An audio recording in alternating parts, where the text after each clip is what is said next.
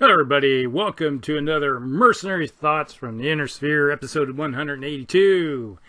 And today we're going to be talking about, well, a very kind of interesting mech, the Hollander. Yes, the Hollander is a 35-ton mech that, well, it carries around this massive nickel ferrule slug-throwing projectile that can do a lot of damage, but can't take it. Let's just put it that way. Alright, the Hollander is a 580 35-ton mech that has endosteel and ferrofibrous armor. So, heck, that's two wonderful things right there. Yeah.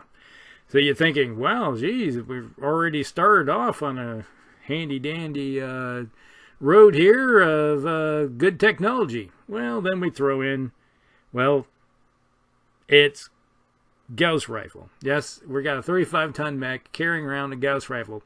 A weapon system that would make even a hunchback even blush because, yeah, it's like, wow, you got a big giant cannon there. Yes, you do. So, and it carries around 2 tons of ammo to go with it. And the center torso and the right torso, you got this big giant pumpkin slug thrower. Now, one of the problems with this is, it's a slow mech. It's a 5.8, and it has 72 points of armor, so barely enough to consider keeping the pilot from falling out of the cockpit, basically. Just put it that way. This thing take a hit from pretty much most weapon systems, and it's either the armor is gone or it's punching through. So if this thing get hit by a PPC, pretty much anywhere, and depending if it's an Intersphere PPC, it punches all the armor off or punches in. If it's a clan, well, that you're looking at almost completely ripping that area off, or it is gone completely. So it's one of those things where, one of these mechs where you got to keep this thing way off in the backfield. And, well, when you're shooting at long ranges like that, the odds of you hitting are not so great. Plus, this mech was designed to be used to go after light and medium mechs. Well, that's all and good, but if you're trying to use a big weapon like this and trying to keep at range without worrying about getting hit, your odds of hitting light mechs are pretty much slim to nil, to be honest. And then you have, okay, yeah, you get some medium mechs out there. Say you got the Hunchback. You start on one end of the map, and the other you got the Hunchback versus the Hollander. The Hollander actually might have a good chance because it might get some shots in, because the Hunchback doesn't have the speed to get those modifiers up. So there's a good chance that the Hollander is going to get a few good hits in before it gets close. And then the Hunchback gets close and unloads on it, and the Hollander's gone. You know, that's all it takes is pretty much 1 or 2 good hits in certain areas, and this thing is toast. You hit the, you punch, let's just put it this way, you hit the right torso, get a chance of critical, and punches through, hits the Gauss rifle, and it sets off, and next thing you know, you do not have a Hollander anymore. Alright, so then you're going to have cascading effects. Let's just look at the right torso for them. That you got 6 or 8 internal and 8 armor values, so that's 16. If you do hit this thing with a 20 shot, well, that whole torso's gone, and you got your chance critical there. And if you do hit, then next thing you got an extra 20 points going, or whatever it is, going elsewhere. Yeah, well, this mech could be gone and nothing flat. Now, basically how I use this mech, I've used it before in other games, I've used it at conventions and stuff, is like, yes, you keep this thing in the rear. If I see a Hollander on the board and I was like, well, let's see, how about everybody send all your LRMs at it? If it's parked in some place not moving, it has a lot of modifiers, send all your LRMs at it and just pepper the heck out of it. Yeah, it's like you're doing 5-point shot blocks here and there, but it doesn't take much to, if you hit this thing with an LRM 20 or 2, there isn't much left of armor, and you got a good chance at, being that the average number you roll is 6, 7, and 8, the torsos are probably going to be stripped off, and you're going to have some good chances of doing some critical hits on this thing. So it's a mech that has to stay in the rear with the gear and sends its nickel steel love balls down range and hopes for the best. It's kind of like that gambling thing. You gamble that they don't attract, it doesn't attract any attention. But let me tell you, if somebody's shooting Gauss rounds down range and I see it's a Hollander, I can guarantee you it's like, all right, buddy, let's just get rid of this 15 pointer here real quick. Throw, like I said, throw your LRMs at it, or maybe some PPCs its direction, and scrape it off and call it done and dusted. Because all you really got to do is just take out a right torso with some good hits, and it's like, what's it going to do? It has no backup weapons other than running up there and trying to get close and kicking and punching. And it does have some arms, so there's that. But you got to get in close with it, and it doesn't take much to kill this thing. So until it gets close, it's not really much of a worry to begin with. So if you see it, kill it. Doesn't take much. Now, there are some variants out there. Let's just bring these suckers up. All right. We have, well, there's actually an interesting thing is that they did recognize that the mech was kind of light on the armor aspect, and they did make a Hollander 2, which actually upgraded it from a 35 ton to a 45 ton. All right. Which gives it some more armor because actually you got more tonnage. But the first variant that they used when the 3056, they got rid of the Gauss rifle and replaced it with an LBX-10. All right. So you decrease the amount of damage you do, decrease the range, but you freed up a bunch of tons, so now it carries around a couple more medium lasers and more armor. So now you're running around with 2 more tons of ferrofibrous armor, which is nice because this thing does have endosteel and ferrofibrous. You add 2 more tons, that's a little bit more. Let's see, that's what, 39, I think, added onto it. Or no, not 39, it's 36, I think, that you get added. So, 36 more points of armor is a good deal. You can't deny that. Let's just bring up the G1. Okay, the G1 has, let's see, 108 points. So roughly, yeah, 30. It's 36 more.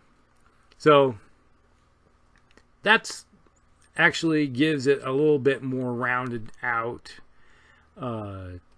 ability to do damage with a cluster round or a solid shot. So if you're running off and you've got some speed going and you get a little closer, you got a little bit more defense up close and personal, so you got some extra weaponry to go with it. And, it does have 10 single heat sinks with this thing. So even the G1 version can run and fire everything and still not worry about heat. All right, that's the nice thing about this thing. It doesn't have to have double heat sinks on it because you got a Gauss rifle. Well, you're looking at 3 point. If you got the Gauss rifle and you run 3 points heat, that's it's like you don't need double heat sinks. So even with singles, it's over synced to begin with. So, but with the G1, you got you're giving up range with it. But you can do a little bit better job of getting it close. So if you throw in some cluster munitions and you see, let's say, a Locust out there that's speeding along, that -1 actually might help the difference between hitting and not hitting. And if you do hit him, you're scraping armor off. Your odds are you're probably only going to hit him with 6 1-point shots. But that each one of those could be snake eyes for a wandering crit or a head hit, which may knock the pilot out. It's possible. And if it's got a mech that is already have a bunch of armor scraped off and is free of any armor at all, and you got those nice juicy innards looking at you, you say, yes, hit them with the cluster and go crit hunting with it. That's the wonderful thing about the LBX cannons I like, especially the LBX-10. The LBX-10 is one of my favorite cannons if I'm going to do a swap out. So swapping from a Gauss rifle to the LBX to me is sort of an improvement with this mech. All right. And, you know, then you're running around with 108 points of armor, so the pilot can take a couple more hits. Yes, you got to get closer, but you're able to take a few more hits because of it. All right. And then when someone does get close, then you have some medium lasers to help make up the difference between the not having that Gauss rifle versus the LBX cannon. And actually the damage output could actually be slightly better because you have the medium lasers up close if they get in close to you. Now, then let's just delve into, let's see, we got the BZK-F3, which is the one that goes to 45 tons. This is the first version that from 35 to 45 ton. It still has the 108 points of armor, so that's the same. Still has ferrofiber, still has Indo-Steel. But you now have the Gauss rifle, a medium laser, and a streak too, which personally, I'd rather have medium lasers. You know, get rid of the streak, because you're looking at 2.5 tons wrapped up in something that does 4 points damage. Personally, I'd rather just have another medium laser and throw the rest 1.5 tons into more armor on this thing. So you're looking at what is that, about 42 more points of armor. Not 42, 22, 20, 26. There we go, got my numbers wrong. But yeah, I'd rather have the armor.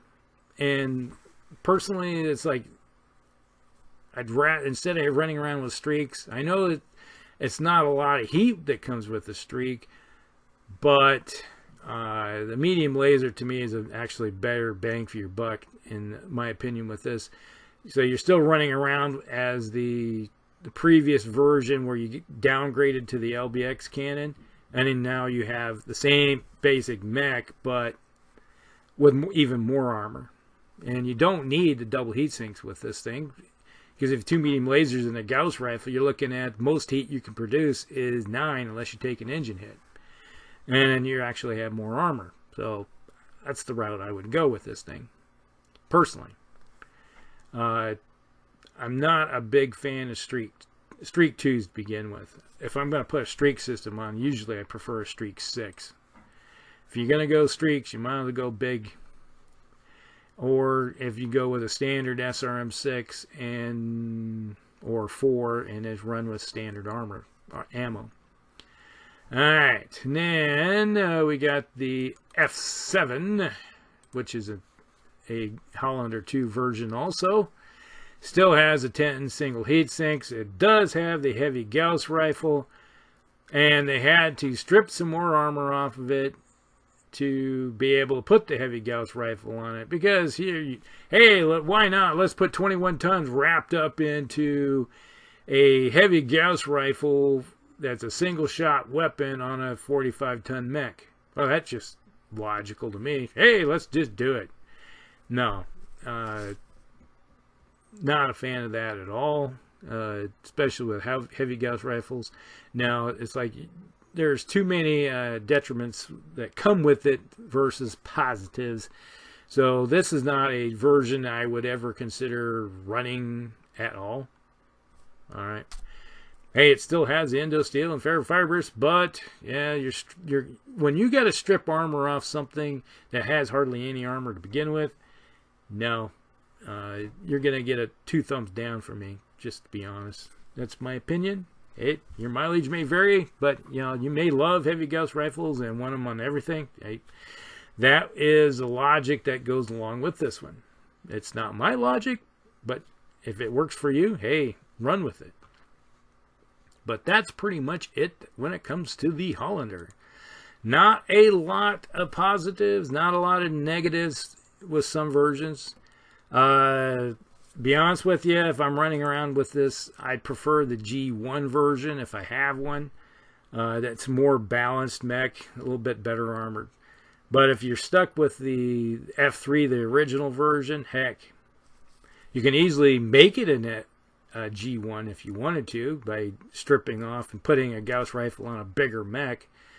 I would be all for that, to be honest with you. If you wanted to replace it with an LBX cannon and say, hey, I got this Gauss rifle, I'm going to go put it on my assault mech over here, like an Atlas. Hey, makes sense to me. That's logical.